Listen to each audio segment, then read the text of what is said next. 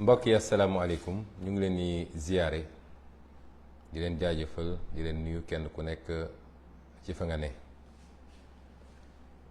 di séq ak yéen waxtaan bu gàtt dellu si ci tolluwaayu réew mi rawatina li fi xew démb. mbokki Sénégal ñu ngi leen di masawu bu baax ci li fi xew démb ndax lu tiis la ci réewum Sénégal réew mu mel ni Sénégal lu tiis la ci xolu kenn ku nekk ci yéen sénégalais yi ak foo munti bokk ci diine walla ci waaso walla ci dëkkuwaay. li xew démb gàcce la ci Sénégal àdduna bi yëpp di ñu seetaan lii de lañ leen doon bañal moo taxoon ñu ne woon dossier bu nu mel warul woon sax génn ci enquête phase enquête gendarmerie waxuma laa procureur di ci def réquisitoire ba juge d'instruction di ko jël ba mu yegg fi mu yegg.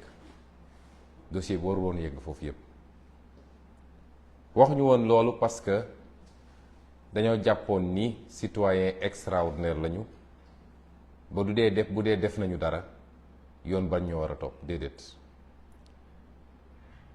waxuñu ko foofu ndax li ñu gëm ñun ak li ñuy dund mooy li nga xam ne jàngal nañu ko ci diine bi yonent bi alayhi salaam waxee ni Fatima doomam ne ko ak li ma lay bëgg yépp boo defoon naka su dul noonu yoon dal sa kaw te duma la làq sama gannaaw man loolu laa gëm. kon waxewuñu woon foofu waaye dañu waxe woon ci kaw dossier boo xam ne lépp ay fenk la ay nar la ngeen jégal ma ci kàddu gi ay feni neen la dossier boobu warul woon sax ñu koy yëkkati rawatina nag mu yegg fii ba lu mat daanaka 2 fukk ci ay bakkan rot nañ ci lii lañ doon bañal Sénégal li xew démb defe naa ak sénégalais bu ne fi mu toog rus na ni ma leen ko doon bañalee nag noonu la ko Macky Sall bëgg la leen ko bëgg leen ndax li xew ci dossier bi yëpp ma baamu ko weesuwul loxo Macky Sall ba waxee nag dañ naan moom dañu wax mu singali Macky Sall waaye Macky Sall mooy wax procureur defal mu def loolu est-ce que sénégalais xam nañu Macky Sall mooy sant procureur jaare ko ci Ismaïla Madior Fall mu def mu ne ko bàyyil mu ba kon bi procureur Bassirou Guèye di yor dossier bi def ci lim ci def ci ay ñaawteef ba ñëpp gis ko te loolu umpul Macky Sall mu encouragé ko ci ne ko demal parce que boobu gisul leneen lu dul sama adversaire politique bi ma gën a sonnal bi ma gën a jaaxal am naa fu ma ko téye loolu andi woon fi lim fi andi woon diggante février ak mars 2021 Sénégal yëpp génn ne ko àndu ñoo ko li ngay def ci dossier bi ñaaw na salte na te teguwul ci dëgg ndax bu ñaawoon te salte te tegu ci dëgg it yoon def li mu war a def rek ñu foogal ni bu ñu génnee ci loolu dina ci am lu mu jàngat mu boomoon ci fukki bakkan ak ñeent ba tey jii ñu ngi koy jooytu ñun ñëpp te commission d'enquête bi mu annoncé woon sax defu ko ci ñëpp foog ni nag Macky Sall bu jógee ci lii dina seetaat dellu gannaaw ndekete moom ma nga doon dem uti doole gu mu nootee Sénégalais yi pour mën a wéyal li muy def seetu ci kilifa diine seetu ci société civile seetu ci parti politique seetu ci kenn koo xam ne ku ñu war a bàyyi xel la Sénégal dañu war a jàpp ni Macky Sall li mu gëm mooy moom su màttee rek il faut mu dagg su màttee il faut mu dagg nekk na ci dëgg nekkul ci dëgg moom bu xasee ba matt faw rek mbir mu dagg mu nekk ci loolu ku ne woon Sénégalais yi 2 at ak genn wàll ci gannaaw Macky Sall dina jëlaat dossier bi andi ko ndax lii lépp weesuwul moom li mu nekk ci gannaaw justice di ko sant ak di ko dig ñëpp gis nañu instruction bi nga xam ne juge d'instruction bi ñu wax Maham Diallo def na ko démb defe naa fi mu toog war naa am gàcc, ndax yow sooy instruire dossier ba nga koy instruire yëpp mosuñu laa andil preuve boo mën a téye, te looloo xew démb, ñàkk preuve boobu ba Sénégal yëpp gis ko. ñu dem nag ba démb ci ñi seede ñëpp nga xam ne mat nañu juróom ak lu tegu, ñu dem andi benn seede boo xam ne kenn gisu ko bi ñuy dem gendarmerie, kenn gisu ko bi ñuy dem juge d'instruction, kenn gisu ko ba démb ñu dem laqarti ab témoin boo xam ne kenn xamul fu ñu ko jëlee. waaye juge d'instruction xam na ni bi muy def instruction ba di ci bind ba di ma xas man ak di ma saaga, yàlla xam na ni gënuma ci bépp fànn nag, ndax li mu def xam nañ fi lu ko def loo. te liggéey naa ba jóge fi ma doon liggéey, kenn mësul xalaat man ñu mën maa imposer ab décision ak lu ko mën a lal ci suuf. moo tax démb fi mu toog war naa am gàcce, Sénégal yi war nañoo am gàcce ci li mu liggéey. noonu ba nii ñu programmé, mbokk yi xool leen ci ñaari weer yi ñaata yoon la ñu woo Ousmane Sonko ci justice ci lu tegul ci yoon. ñu xam ni procureur moom mooy programmé, te procureur mooy Ismaïla Madior Fall mooy Macky Sall. ñu ne nag citoyen yi du négocier ay conditions yu mu demee, man négocier wu ma conditions yu ma demee justice, dama négocier wul dara. dama ne liñ ma bëgg a teg su dee du yoon du ma ko def, man négocier wu ma de. ndax doo nekk ci dëgg ba pare di négocier. niñ ma bëgg a di tëj sama koñ, di terroriser sama njaboot, di toj samay oto, di ma gaañ, fi léegi looloo ngi fi, du ma dem uyu ji. kooku du négociation.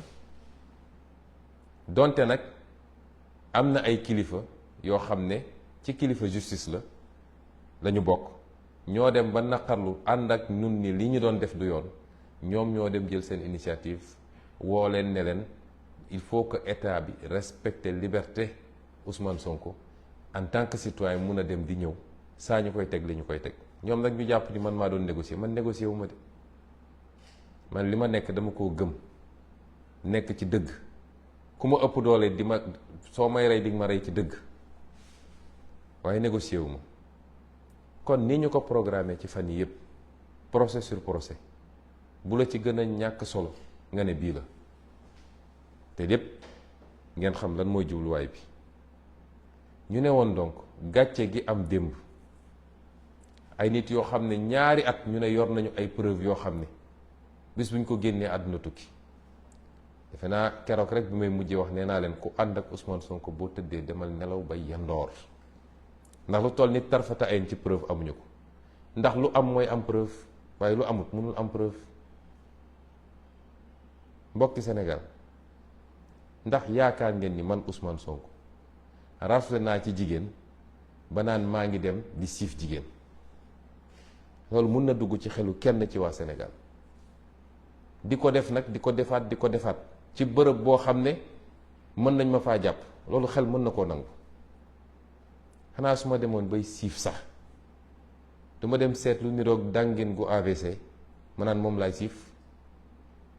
wax dëgg yàlla ñàkkuma choix. man yàlla xam na ni su doon lool rek laa soxla, jigéen rek laa soxla, bëri na foo xam ne bu ma fa xoolee tàllal loxo ne soxna laa bëgg ñu may ma tout de suite. kon ban rafle laa war a am ba di lambari naan maa ngi siif ay xale yu jigéen? amul benn jote boo xam ne am na sama digganteeg xale bi, waaye ay nit jël nañ ko, ñépp xam ko, xam ni Mamour Diallo moo sumboon mbir mi ànd ceeg maître Gabisso, loolu ñépp xam nañ ko. moom ci boppam wax na ko ci ay audio. fan la juge bi teg audio yooyu démb? li tax tegu ko ñépp dégluwaat ko, lu dul laaj ne ko ndax audio yi nangu nga ko, mu ne ko waaw nangu naa ko, maa ko wax, waaye dama doon kaf. koo xam ne nee nga dangaa ëmb depuis ñetti at wala ñaari at ak genn wàll, wasino ñu ne la li tax nga wax ko dama doon kaf, dama doon naxeete. nga dellu si ni yor naa ay preuve yu dul jeex, mi ngi fii sama téléphone, mosoo génne ay preuve. nga dellu si def say audio wax lu doy waar loo xam ne ku ne tudd nga ko ci ñi nga wër ne def na ma lii, def na ma lële. ne Mamour Diallo moo ma sant lii, ma dem ba xam ne aw ma pexe, ma ne naa ko nax, moo tax ma woote ne ñëw leen, am naa li ngeen bëggoon.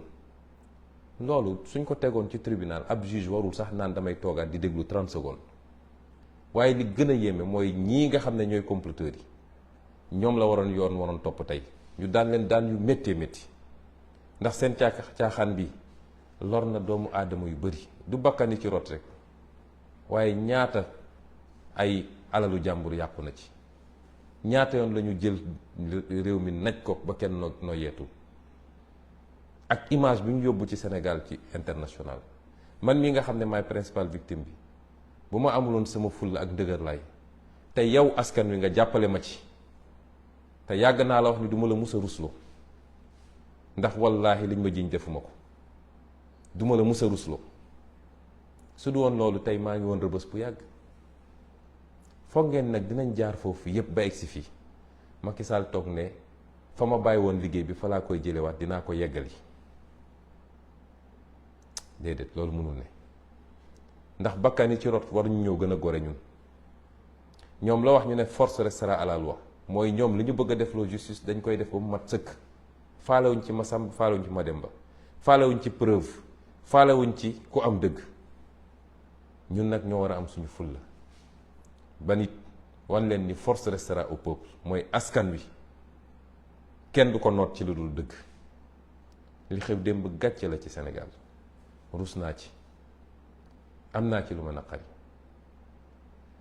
li tax nag suñu xel warul dal ci justice ni muy doxee ba tey xam ngeen ni li xew démb yoon dafa ne mënoo àtte nit en matière criminelle lu dul am na ku koy layal avocat kenn mënul def procès te avocat amul démb ndey soxna su dul ndey Xadi Njaay su dul dara sax di jigéen goo xam ne mu ngi toll diggante ñu naan juróom-ñaari weer wala juróom-ñetti weer nga téye ko ci suba ba xaaju guddi nanguloo ko sax mu am avocat bu toog ci wetam ñu ne la bu amul avocat da nga war a arrêté ba ñu ko may ko mu dem uti ay avocat nga doog a def procès bi li xew démb musul am ci histoire justice ci àdduna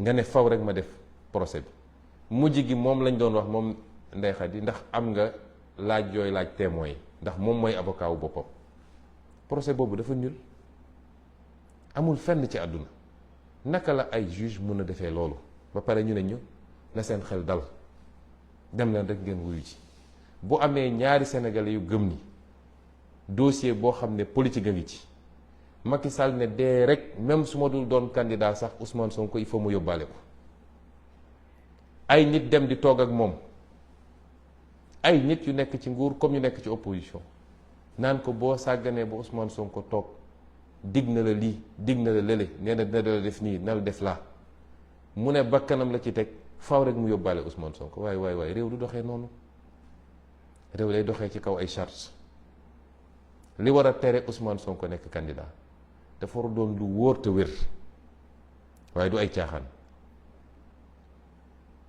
bi ñu commencé ba léegi ci tappale la ñu nekk nee nañu Ousmane Sonko jot na convocation waat naa ci yàlla billaahi wallahi bu dee jot naa convocation yàlla na ma yàlla alak ilaa yawmi diin te ñoom ñi wax ni jot naa convocation ku ci waat lii lakk commissaire bi bind ne ñëw na sama kër fii si Ziguinchor fekk ma taxaw ci buntu kër gi mu jox ma convocation wallaahi waxul dëgg dafay fen moom xam na ko ñoom ñi ko def xam nañ ko te li gën a yéeme nee nañu jox nañ ma convocation fii ci Ziguinchor le 11 commissaire Adramé attesté ko ne commissaire Massali bi nekk Ziguinchor moo ma fekk sama buntu kër même commissaire Adramé moo defaat beneen rapport le 16 ne Ousmane Sonko jotuñu koo gis joxuñu ko convocation te moom nee na le 11 jox nañ ma convocation document yëpp mi ngi fi nañ ko génn ngeen gis pour woon leen tappale gi nekk ci justice fi mu toll nii ak ni ñuy jalgatee yoon dès lors que jox nañ leen commande politique ne leen yéen a xam fu ngeen koy jaare waaye faw rek ngeen dagg bopp waa ji président Abdoulaye Wade dañ ma envoyé tey benn vidéo muy def benn interview benn tubaab ne ko oui mais un procès est risqué mu ne oui en Afrique un procès est toujours risqué mais j'ai toujours dit qu'un procès politique ne se gagne pas au tribunal, ça se gagne avec l'opinion su ngeen gisee sama taxawaay début ba léegi loolu laa leen bëggoon wax. li xew démb won na leen ni lii weesuwul caaxaan, waaye su doon dañoo caaxaan ci lu ko jar ne jël suñuy doom di def yu salte yi seen kanam, àdduna yëpp di ñu seetaan, lépp jàpp ni mën nga détruire ab doomu aadama,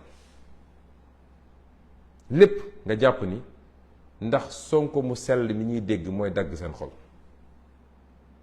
image bi sénégalais jàpp ci Sonko ni ah kii de ku baax la, kii di jullite la, kii ku jub la, mooy dagg seen xol. ñu jàpp ni procès bu mel nii mënoon naa yàq image boobu. lépp ñu teg ko ci fen ak fenk. li am nag ñun dañ koy dellu ci yàlla, te yàlla mooy leeral ay mbiram ba mu leer nañ. lépp dama ko jàppee nattu, ay yonent sax nattu nañ leen ci lu mel nii. moo tax yàlla bi mu naan ahasiba nnaasu an yutraku an yaqulu amanna wa hum laa yuftanuun wa laqad fatanna alladina min qablihim fa la yaclamanna allahu alladina sadaqu wa la yaclamanna alkaadibin. yàlla dafa ne du ma leen seetaan rek ngeen ni fëgg dënn naan gëm nañu te du ma leen nattu, du ma testé ba xam ndax yéen gëm-gëm mi ngi ci yéen.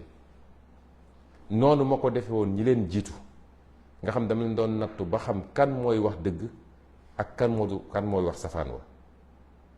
nattu googu nag buñ ko jàpp rek ci wàllu imaan, pas-pas ci diine, mais yéen ñi ma bokkal projet bi yàlla ak ñuy nattu ba xam ndax li ñuy woote ci projet bi dëgg la ci ñun wala du dëgg.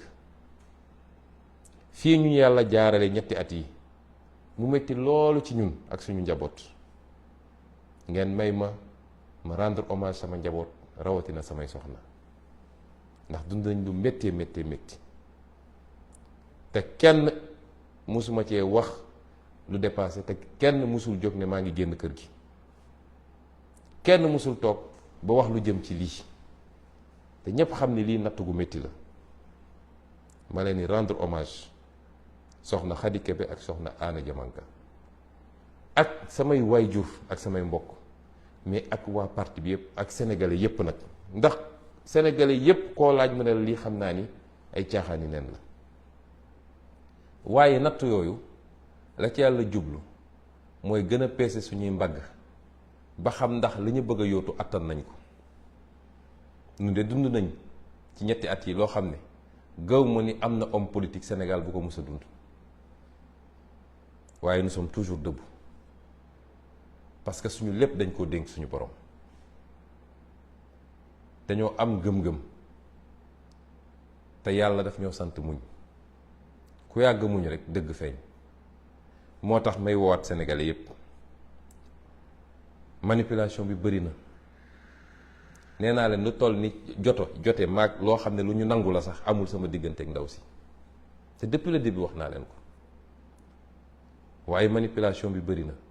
lañ ca bëggoon defe naa tey la furaas, ndax xëy nañu seen presse yëpp génne ay titres, ku ne di wax lu gën a bon, fu ne nga dagg ko, waaye peuple bi gëmu ko. seen sànni tàccu def nañ ko, la ñu mënoon yépp def nañ ko, te amuñu ci la ñu bëgg. la ñu mënoon yépp def nañ ko te amuñu lañ ci bëgg. manipulation dem na ba nga gis ab journal bu mel ni l'Observateur nga xam ne Ousmane Sonko lay bañ a dégg, jël li nga xam ne moom la docteur Alfousseyni Guèye wax ñu wëlbati ko totalement ba defe naa sànq rek balaa may commencer émission bi laa gis ni kooko bind na sax communiqué ne liñ ko wax loo yëpp mosu koo wax. nit loo ko bañ dee ko waxal li mu def. Sénégalais yi kenn dofu ci, ñu mën a déglu la, ñu mën a xool lañu, te loo xam ne suba ngoon jot réseaux sociaux yi nit ñaa ngi doon def reportage en direct, nga jàpp ni yow mën nga am xëy rek daal di chargé wax lu ñaaw wax lu bon génne Ousmane Sonko ci xolu Sénégalais yi. tey la Ousmane Sonko gën a nekk ci xolu Sénégalais yi. li tax saa su ma génnee ñu gaawantu sànni lacrymogène, xam nañ ni fu ma génn Sénégalais yëpp génn ànd ak man. kon mu des nag fa ñu jëm. bu ku xool li xew démb xam ni dossier bi dara amul benn li ñuy wax élément constitutif d'un viol, début de preuve sax amul. ñépp gis nañ ko. defe naa li gars yi naan fen di bi jaaw tey jii Sénégal yépp xam nañ ni ay caaxaan la teewut pexe bu ne ñu ngi koy ut pour jaaree ko ci justice pour foqati ab condamnation fi mu ne nii porox ndool la ñuy ut façon pression bu nekk dinañ ko def ci juge yi te ñun Sénégal la ñu dëkk fii relation yépp xam nañ ko kan moo bokk ci ban club xam nañ ko kan la ñu jëlee fan andi ko fan xam nañ ko kan la ñu tànn ci ban anam xam nañ ko moo tax nag ma dellu si ma waxoon léegi dossier politiquement lañ koy régler moo tax ma woo Sénégal yëpp ñu jóg takku tey la suñu marche vers le palais commencé tey la suñu phase terminale u marche vers le palais commencé incha allah rabbi nañu gën a dëgër gën a takk suñu ndigg ak sénégalais bu mu doon même boo nekkul membre Pastef waaye rek nga bëgg réew mi te bañ injustice yii ñuy def ni waroo ko nangu ndax tam dinañu seetaan loo xam ne tôt ou tard bu ñu amee lu ñu bëgg ba ci opposition bi nag ñi ma ko bokkal mu leer ni Macky Sall bu amee li mu bëgg ci Ousmane Sonko dina jafe trop mu am leneen lu ko të ndax loolu la yàlla dogal def na ko defaat ko mu yomboon loolu ci moom yàlla dogal bi mu egsee ci ñun la jafe ci moom mu jàppal ñu ko nag benn en boo xam ne ndax jàpp na ni moom xàlloon na yoon woo xam ne ay waxu troisième mandat yooyu yépp formalité lay doon ci moom mu yegsi ci ñun nag ñu doon dangar gi nga xam ne moo ko tëbalee yi moo tax mu def ko mbir personnel ne faw rek ma def ko lu méttee métti lu nit xalaatul lu métti rek naa ko teg loolu nag dafa interpeller chacun et chacune ci ñun Sénégalais yi ànd na ak Ousmane Sonko ànduma ak moom amul solo mais ku seetaan lu dul dëgg ba mu raw buñ ci paree ci fi gën a dëgër buy dal sa kaw dina la bett te doo ci mën dara réew mi justice lañ fi bëgg réew mi jàmm lañ fi bëgg te justice mooy andi jàmm réew mi tolloo la nit ñi lañ fi bëgg réew mi bañ bàyyi di jël li nga xam ne dénk nañ la ko ci doole nguur di ko dalee ci kaw nit ñi loolu dañoo bëgg mu jóge fi gannaaw yàlla ma baamuwaat ko gisuma ci àdduna luy dund loo xam ne mun na détruire Ousmane Sonko ndax li ma defar ñoom xamuñu ko borom bi la moo tax may soññaat ñépp di woo ñépp pour ñu jóg jeunesse bi ci yéen lay doore lu ne ñu ngi koy def nag pour détourner leen façon parade bu nekk ñu ngi ut façon influenceur bu ne pour yaakaar ni mën na leen détourner yéen jeunesse bi waaye gëm naa ni yéen am ngeen conscience ni seen avenir ngeen di jouer du jëmm Ousmane Sonko man nu mu tuuti tuuti li ma waroon am ci àdduna am naa ko te doylu naa ci waaye seen avenir la nous sommes à 8 mois juróom-ñetti weer pour ñu jël réew mi yor ko ci yorin boo xam ne kenn ku nekk ci yéen dina ne man de xalaatu moo ni lii Afrique fii dinañ fi yoree nii réew te musuma leen wax lu dañ nag lu ma leen mus a wax gis ngeen ko kon su ma leen ne lii dinañ ko def ngeen war maa gëm ndax gisuma lu ma ko jaral ci àdduna man alal taxumaa daw tur taxumaa daw daraja taxumaa daw waaye liggéey ngir yàlla rek lay doon sama satisfaction mooy liggéey ba Sénégal yépp ne waaw góor ma dellu toog fi ma toog keneen toog continuer liggéey bi waaye du dara lu ma ci ut ci alal wala yu demee loolu bàyyi nañ ko yenn politiciens yi kon c'est pas le moment de baisser les bras yow ndaw sama jeune ak foo munti nekk muy artiste bi muy artisan bi muy keneen ak keneen étudiant bi élève bi képp ku munti doon transporteur bi baykat bi nappkat bi yow sama ndaw réew dama la tàllal sama loxo ne la dama bëgg ñu jaayante ci defar réew mi pas jaayante ci sànnil naa ko carte rek waaye ñu jaayante ci defar réew mi définitivement yow sëriñu daara yi walla nitu daara yi de manière générale yow transporteur bi yow keneen ak keneen ak keneen ndax ku lim rek juum maa ngi dellu tàllal leen loxo di leen woo ci mobilisation exceptionnelle Macky Sall na dellu gannaaw ci lii mu nekkee. lu ko moy nañu jaral sax ñu ñàkk lépp waaye nañu taxaw jàkkaarloog moom jàmmarloog moom.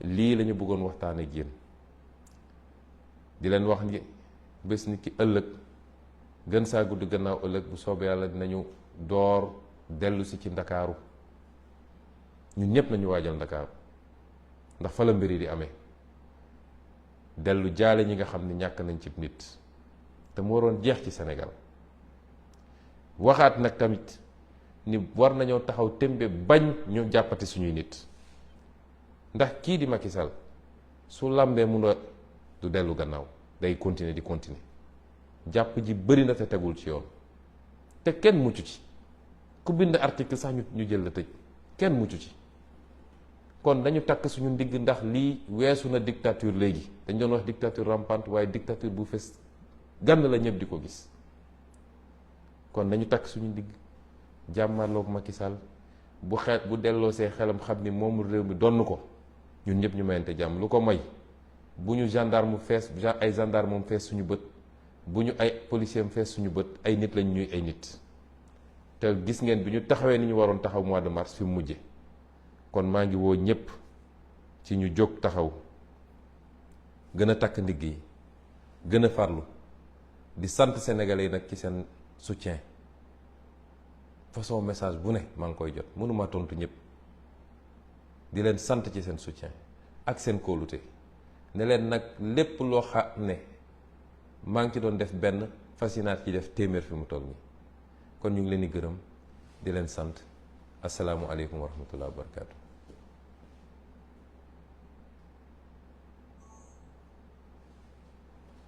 Français.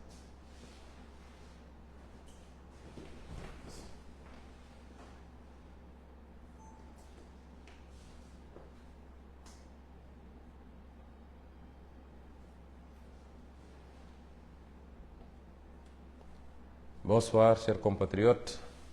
Bonsoir, chers amis africains et chers amis de partout du monde. Nous vous saluons et revenons à travers ce court entretien nous exprimer sur la situation du Sénégal qui aujourd'hui attire tous les regards. Je commencerai par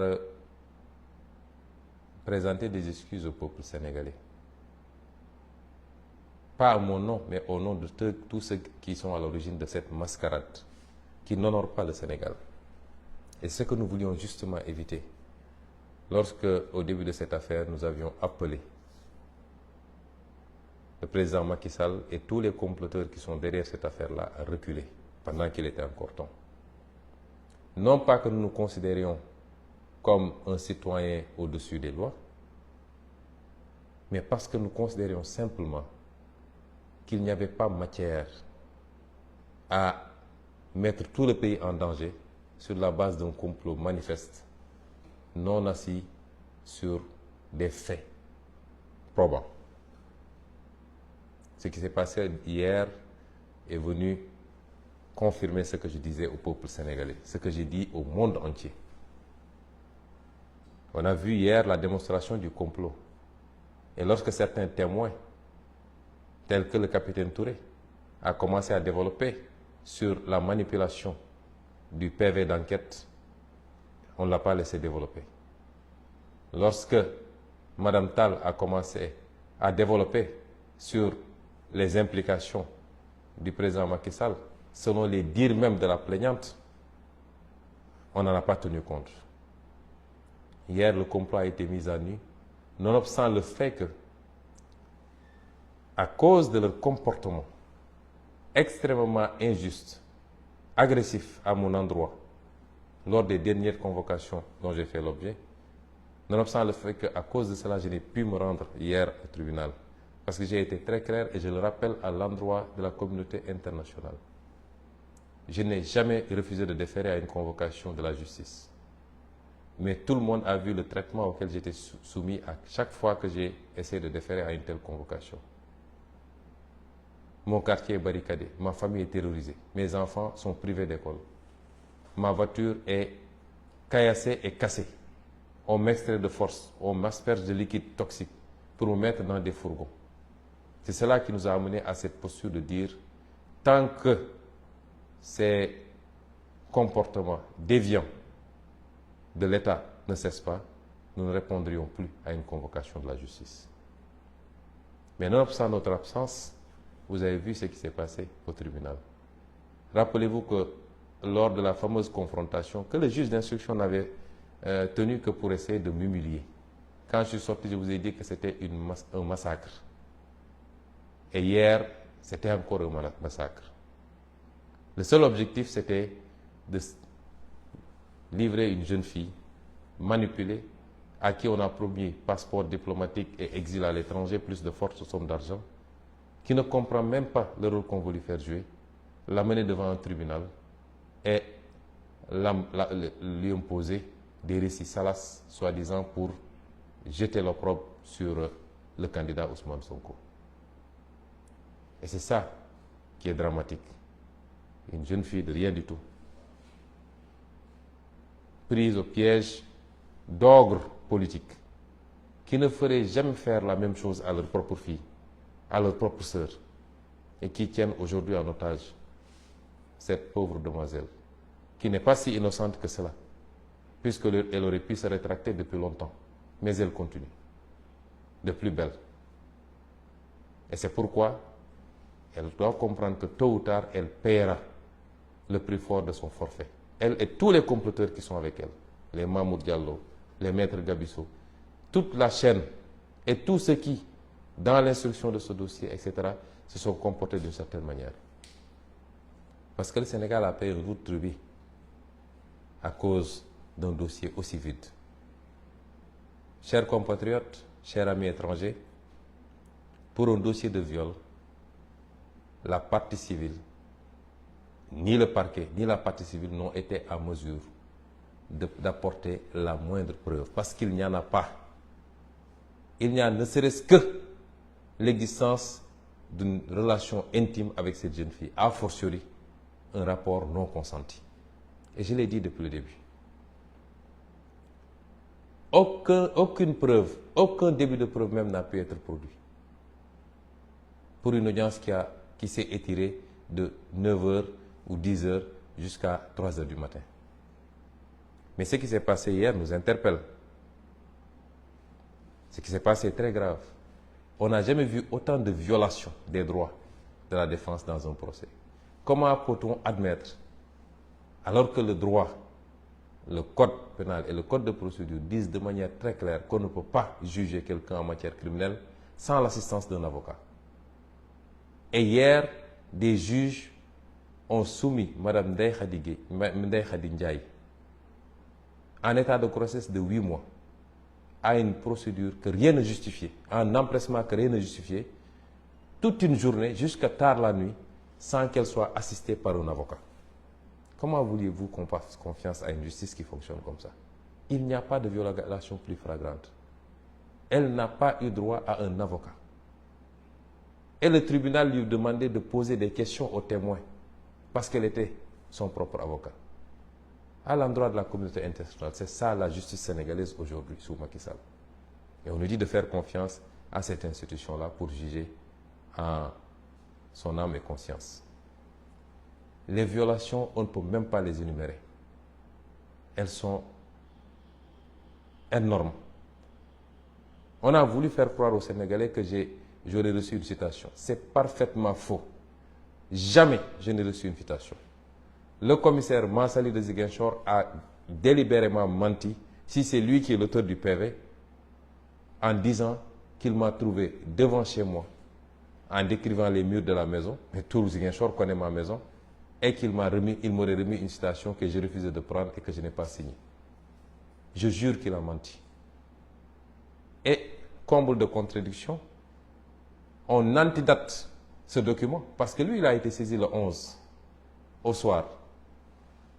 On antidate ce document pour le dater du 11, sous la supervision du commissaire Adramé Sarr de la DIC, et le même commissaire Adramé Sarr établit un autre document pour le 16, donc postérieur à ce document, pour dire qu'il n'a pas pu remettre de convocation à Ousmane Sonko. un crime n'étant jamais parfait, nous sommes en présence d'un mensonge. Comment aujourd'hui la police de ce pays, et c'est la deuxième fois qu'on m'a fait ça, parce qu'on m'avait fait ça avec le dossier ce faux dossier de diffamation, en se présentant chez moi et en disant qu'un de mes gardes du corps a déchargé alors qu'il n'en était absolument rien. On établit des faux pour essayer de forcer. Et un juge récupère ça, il ne veut pas voir la réalité et dit que Sonko a reçu sa citation. Ensuite, on balance à une certaine presse qui dit que Sonko a reçu une citation. Depuis que j'ai maille à partir avec la justice sur des dossiers fabriqués, jamais mes droits n'ont été respectés. Et aujourd'hui, si on avait une vraie justice, c'est ces comploteurs-là qui auraient dû être poursuivis. Et pourtant, j'ai déposé des plaintes depuis plusieurs mois maintenant. Gageons qu'elles ne seront jamais instruites par cette justice, par ce parquet général complètement pourri, par ceux qui doivent instruire les dossiers. Et c'est ça la réalité du Sénégal aujourd'hui. On nous dit de faire confiance à cette justice. Je suis désolé, je ne ferai jamais confiance en cette justice. Nous sommes en face de dossiers politiques. Et comme disait le président Abdoulaye Wade, un dossier politique ne se gère pas au niveau des prétoires. Et ce qui s'est passé hier le prouve. Depuis quand le tribunal se transforme en une salle de projection pornographique, simplement pour essayer d'atteindre un opposant, sur des faits qui n'existent pas, qui ne sont pas établis. Et c'est pourquoi nous considérons que, et nous continuons à appeler tous les Sénégalais à se mobiliser. Comment est-ce qu'un tribunal peut faire face à une partie civile qui vous étale des mensonges et des contradictions? Les vidéos sont là qui font lésion, où cette partie civile disait détenir des preuves irréfutables sur son téléphone portable. Ni à l'instruction, ni à l'enquête de gendarmerie, encore moins à l'audience, elle n'a pu produire cela. Comment cette partie civile peut dire qu'elle ne connaît pas Mamour Diallo alors qu'il y a une vidéo qui circule où elle dit « c'est moi qui ai enregistré Mamour Diallo parce que je voulais avoir des preuves pour la suite ». Comment cette partie civile peut avoir déclaré avoir été enceinte et 2 ans plus tard, toujours pas de bébé, et devant un juge, elle dit non, c'était juste pour avoir la possibilité de m'échapper. Et enfin, la liste est encore longue, on peut encore sortir, mais comment une partie civile peut reconnaître devant un juge que les audios qui ont été présentés par un témoin, dans lesquels elle disait nommément elle disait carrément que c'était un complot ourdi par Mamour Diallo, qui lui a promis des choses. À la question, est-ce que vous reconnaissez votre voix dans cet audio-là? Et est-ce que vous les validez? Elle dit oui, mais je le faisais juste pour m'amuser et pour tromper les gens. Quelle crédibilité peut-on accorder à une partie civile qui ment à tout le monde, qui a accusé tout le monde, y compris ses avocats, beaucoup de personnalités de la République? Comment est-ce que la République du Sénégal, la justice sénégalaise peut s'abaisser à ce niveau-là pour dire soi-disant qu'ils organisaient ce procès? Simplement parce qu'il faut atteindre Ousmane Sonko. Voilà là où nous en sommes. Et c'est cela que nous voulions éviter au Sénégal. Parce que le Sénégal ne mérite pas ce spectacle-là. Beaucoup de manipulations depuis hier. Une certaine presse, mais qui ne nous surprend pas, notamment le journal L'Observateur, qui va jusqu'à pervertir les déclarations des témoins, dont les témoins clés. Hier, tous les témoins ont été à décharge. Tous. Et ils sont allés fabriquer un témoin qui n'a été là ni à la phase d'enquête de la gendarmerie, ni à la phase d'instruction. À la dernière minute, lors du procès, on nous sort un témoin que personne ne connaît pour raconter des histoires. Tous les autres témoins ont témoigné à décharge. Et surtout les témoins clés. Parce que dans ce dossier, qui est témoin clé? C'est le gynécologue. C'est celui qui a fait l'enquête préalable. C'est l'employeur. C'est l'autre masseuse. C'est ça les témoins clés. Et tous ces témoins clés ont témoigné à décharge. Pas parce qu'ils veulent être avec Ousmane Sonko, parce que je ne les connaissais pas jusqu'à cette période-là. Et tous sont des proches plutôt de la partie civile. Comment un juge peut, sur un dossier comme ça, imaginer une fraction de seconde aller condamner Ousmane Sonko? Et voilà où on en est. Et c'est pourquoi, malgré toute la manipulation médiatique, le peuple sénégalais n'est pas dupe et comprend ce qui est en train de se passer. Et c'est à ce même peuple sénégalais que je lance un appel.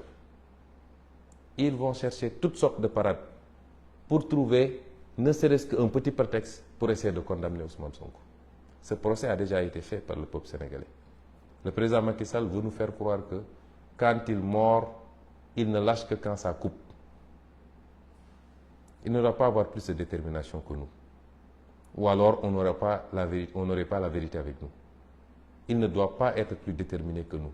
Ni lui, ni son groupe de comploteurs, encore moins sa succursale politique, qui passe tout son temps à insulter, du matin au soir, à essayer de dénigrer, de jeter l'opprobre sur les gens.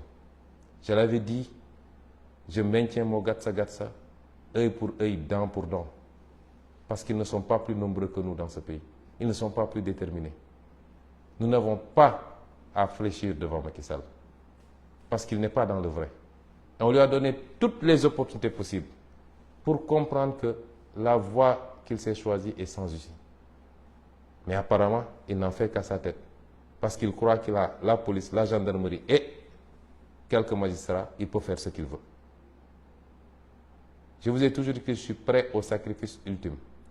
Ce n'est pas pour autant qu'ils vont essayer de m'assassiner pour dire c'est lui qui avait dit qu'il serait. Donc il s'est tiré une balle. Non, je ne suis pas suicidaire. Je sais ce que ça veut dire dans ma religion. Mais je me battrai avec tous les moyens qui sont à ma disposition contre l'injustice. Et j'appelle tous les Sénégalais à se mobiliser à nos côtés. Parce que si Macky Sall arrive à ses fins avec Ousmane Sonko, mais rien ne le retiendra plus dans ce pays. Et vous le savez, ce sera la dictature totale. Il avait réussi à se baliser tout un boulevard et c'est au dernier moment qu'il a vu sortir de nulle part un Ousmane Sonko et ça lui a posé un problème. Et donc, j'en appelle à tous les Sénégalais, la jeunesse particulièrement, parce que c'est votre victoire qu'on va vous voler. C'est la possibilité que vous avez, plus que toute autre génération antérieure, de prendre votre destin en main, de prendre votre pays en main et de prendre votre continent en main. C'est ça qu'on veut vous voler. Et c'est le même système qui veut aujourd'hui vous voler ça. Et se perpétuer dans la corruption, dans le détournement des deniers publics, dans les choix non prioritaires, dans la compromission des intérêts nationaux. Est-ce que vous allez l'accepter? On essaie de vous amadouer. On essaie de prendre soi-disant des influenceurs de partout, etc., pour détourner la jeunesse que vous êtes. Et j'ai conscience que vous êtes aujourd'hui une jeunesse complètement au fait des réalités. Vous avez conscience des enjeux. Et c'est pourquoi j'ai confiance en vous. La jeunesse d'abord, mais toutes les femmes du Sénégal. Parce que quand le pays va mal, les premiers à être fatigués, c'est les femmes. Parce que c'est elles qui gèrent les foyers. Elles ne peuvent pas tourner le dos à la famille. Vous êtes concernés par cette bataille. Les personnes âgées, mais tous les secteurs professionnels et socio-professionnels. Agriculteurs, transporteurs, artisans, marchands ambulants, étudiants, élèves, et j'en passe, enseignants. Vous êtes tous interpellés aujourd'hui. Ce combat est le vôtre avant d'être même celui de Sonko. Je n'en suis qu'un élément. Et notre rôle, c'était de gagner le pari de la conscientisation. Et je pense que vous êtes tous conscients maintenant des enjeux. Nous sommes à 8 mois de la fin de cette première partie de notre parcours. Parce qu'à partir de 2024, s'il plaît à Dieu, nous ouvrons une autre page qui nécessitera l'engagement, la détermination, le patriotisme de chacun et chacune d'entre vous. Ne laissons pas passer cette occasion, parce que nous le regretterions tous. Ne laissons pas passer cette occasion, quelquefois par, excusez-moi d'un certain nombre de termes que je vais utiliser, quelquefois ça peut être par ignorance pour certains. Pour d'autres, c'est parce qu'on a peur de grenades lacrymogènes ou qu'on nous prenne, etc. Mais nous sommes un grand peuple. Macky Sall ne peut pas tous nous emprisonner, encore moins nous tuer. Il n'ose même pas le faire. Donc, ce que vous devez savoir, à chaque fois qu'il y a une victime, la pression s'accroît sur Macky Sall. Au niveau intérieur d'abord, mais au niveau international. À chaque fois qu'il fait des prisonniers politiques, la pression s'accroît sur lui. Continuons à lui mettre cette pression-là, parce qu'il n'a même pas de place pour nous emprisonner tous. Et encore moins oser nous tirer dessus tous tant que nous sommes pour faire un massacre à grande échelle. Et c'est pourquoi je réitère mon appel à chacun et à chacune d'entre vous. Je rendrai hommage à des femmes. On a utilisé une femme pour mettre ce pays dans la situation où il est. Mais des femmes ont montré énormément de dignité. Et je vais citer Mme Ndeye Khady Ndiaye. Je la donne en exemple à tout le peuple sénégalais. Et nous devons tous la soutenir. Tout Sénégalais qui peut la soutenir n'a qu'à la soutenir. Elle est l'exemple de la dignité humaine. Elle a failli perdre un bébé à cause de cette affaire. Et maintenant, on lui fait prendre des risques sur encore un bébé à cause de cette affaire-là. Et malgré tout, elle reste stoïque. Elle aurait pu encaisser énormément d'argent qu'on lui a proposé. On aurait pu céder aux menaces. Elle a fait l'objet d'attaques physiques. Son mari a été attaqué par des nervis. Mais elle est restée digne. Je veux lui rendre un vibrant hommage. Elle a donné un exemple à tous les Sénégalais, hommes, femmes, tout le monde. Elle ne doit pas être plus digne que nous. Et c'est pourquoi nous devons gagner ce combat-là. Voilà le message que je voulais vous délivrer en vous donnant rendez-vous à Dakar, s'il plaît à Dieu, parce que à partir de demain ou au plus tard après-demain, je ferai route vers Dakar et j'appelle tous les Sénégalais conscients des enjeux, tous les Sénégalais qui ont décidé de refuser la dictature rampante de Macky Sall, tous les Sénégalais qui ne peuvent pas accepter que notre projet soit compromis sur des bases telles que ce qui est en train de se passer, je leur lance un appel, je les convie à se mouvoir vers Dakar, parce que s'il doit y avoir bataille finale, elle se fera à Dakar. Je vous remercie.